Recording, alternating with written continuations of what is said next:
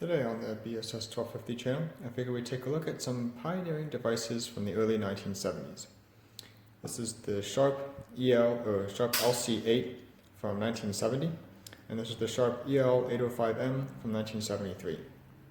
And when these devices were released, they both represented a major advancement in the electronics industry at their time.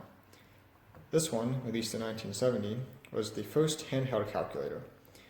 Now, there were other handheld calculators released around the same time, such as the Canon Pockettronic, but the Pockettronic, I think, was released a little bit later than this, and also had a printer instead of a regular calculator display. This is quite a large calculator, that's why it's called handheld, and the later calculators that were smaller than this were called pocket calculators. And as you can see, it is holdable in one hand, although it's kind of hard to use with one hand. You kind of have to use two hands to hit all the buttons. So you can see it looks like a pretty normal calculator keyboard layout for the number pad, but a little bit different layout for the function keys. You see we have a minus equals, a plus equals, and a times divide key. We'll get into that in a little bit. Got a nice Sharp logo right there on the front.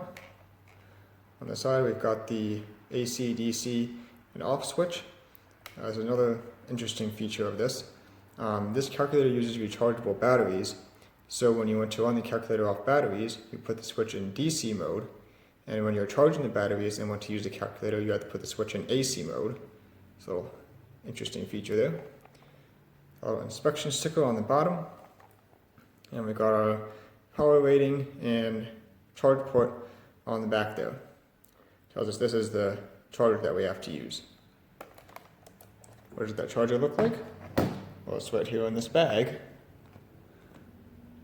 which is nicely labeled Sharp ELSI-8. There was a matching bag for the calculator, but I don't happen to have that one.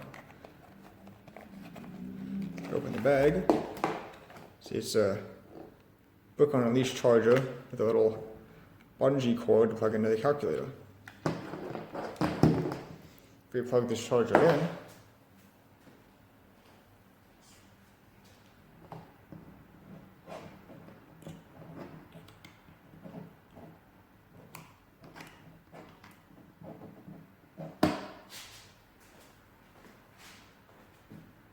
plug this into the calculator on the charge port in the back. You can see a little light comes on there to let us know that it's charging. Now, if we were confused and we put the calculator in DC mode, you'll see this alarm lights up in the front here. That's to let us know that our calculator is running off battery, even though the charger is plugged in, so it's not charging. We turn it on in AC mode. You can see the arrow light and the negative light lights up. That's to let us know we have to clear the calculator, and now it's ready for use.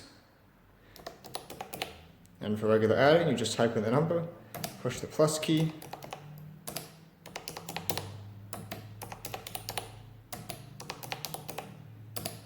and it adds like a normal calculator. To subtract, you enter the number you want to subtract, say 76, and hit the minus equals key, and it subtracts that number. As far as this times divide key, and clear it, this is a dual function key. So if we want to multiply, say we want to multiply, 25 times 3, then we hit the plus key, and it multiplies. And if we want to divide, so our favorite one, 355 divided by 113, we then hit the minus key, and it divides. Other than that, there's not much more I would say about the functionality. Just a basic 4-function calculator. It does have floating point. So it'll automatically adjust a decimal point for you. This does use, they call them the Itron tubes, which is an early version of the vacuum fluorescent display. I'm not sure if you can see it. Let me unplug the charger here. Put it on DC mode. But each individual display digit has its own tube. And the digits look kind of funny too. Like the 6 is stylized in a funny way.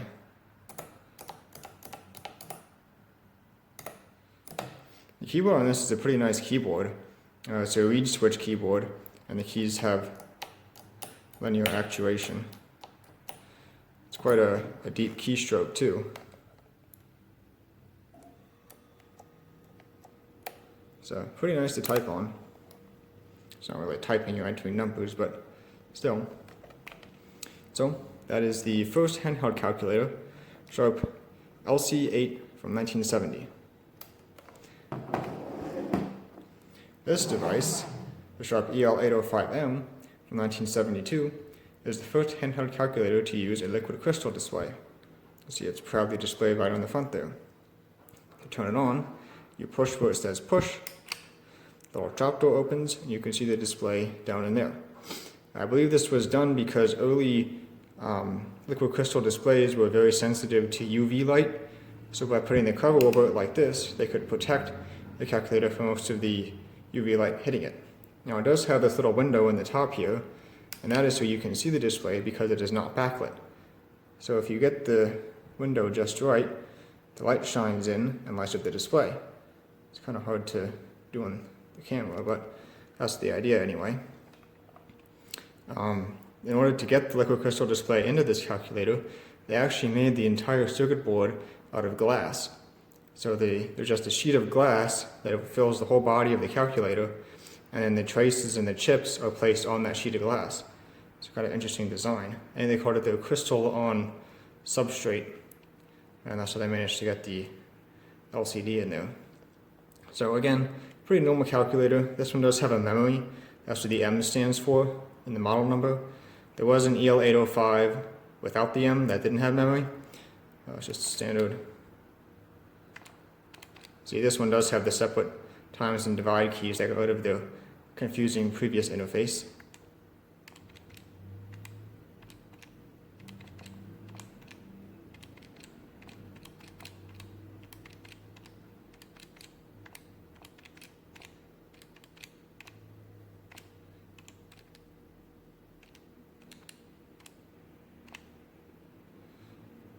The display has a little bit of a response lag there, but this is a first generation LCD. I really like how the digits are silver. This is common to all first generation LCD displays. Like there were desktop versions. I have a Sears version that's the desktop one, as in first generation LCD display. And they all have these nice silver digits.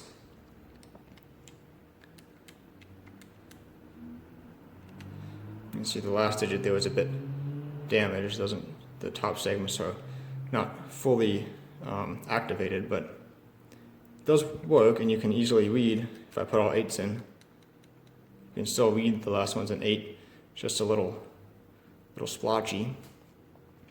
Yeah, I definitely like the silver color of these first generation LCDs. The later ones, the second generation, switched to the gray on yellow, which just doesn't have the same appeal as the silver on black does. It's much thinner than the ELSI-8. See our badge on the back there. And this is an interesting thing, and part of the reason why LCDs have taken over for calculators and such things.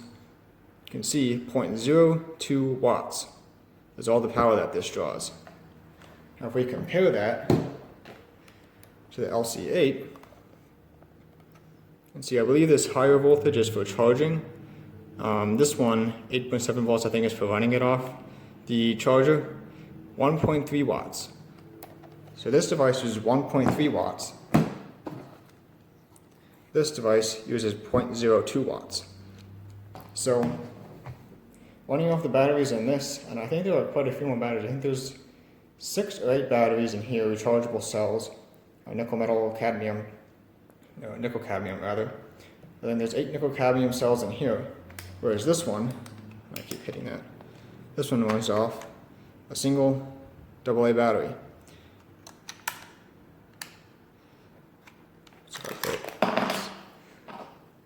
So I put it back together correctly. So with the 6 or 8 nickel cadmium cells in here, you get a couple hours of use, probably 10 at the most, but I don't think it goes quite that long. Some of the other calculators at the time did, the later ones, but I mean, this is a shorter use time than that. This one run quite a long time off that single AA battery. I'm not sure what the actual rating is, but it draws so little power, orders of magnitude less than this. And why does this one draw much less power? Well, for two main reasons. One is the display. The liquid crystal display draws a lot less power than these vacuum fluorescent displays do. And also, this uses CMOS chips, or this uses PMOS chips. And CMOS chips have a lot less static power draw than PMOS chips do. I won't get into the details of that. It's a lot of transistor logic gate structure and stuff, but two changes. Display and chips, you can get orders of magnitude less power draw. See, it does have a little lock thing on the side here. That doesn't work anymore. It must be broken. It's supposed to be that you can slide it to lock and then it won't open accidentally, but it opens in either position. So there's probably just a little tab that's broken off in there. It does have a little strap here. So just for size comparison, you can see this one's quite a bit thinner than that one. Just for more advanced comparison, I've got my bendy pad here. This is a lot taller than the other two. If I bring this up to the top, see the bendy pads are a lot thinner, but that's not necessarily a good thing, as we're finding out. Hence the name bendy pad. Compare it to this one too.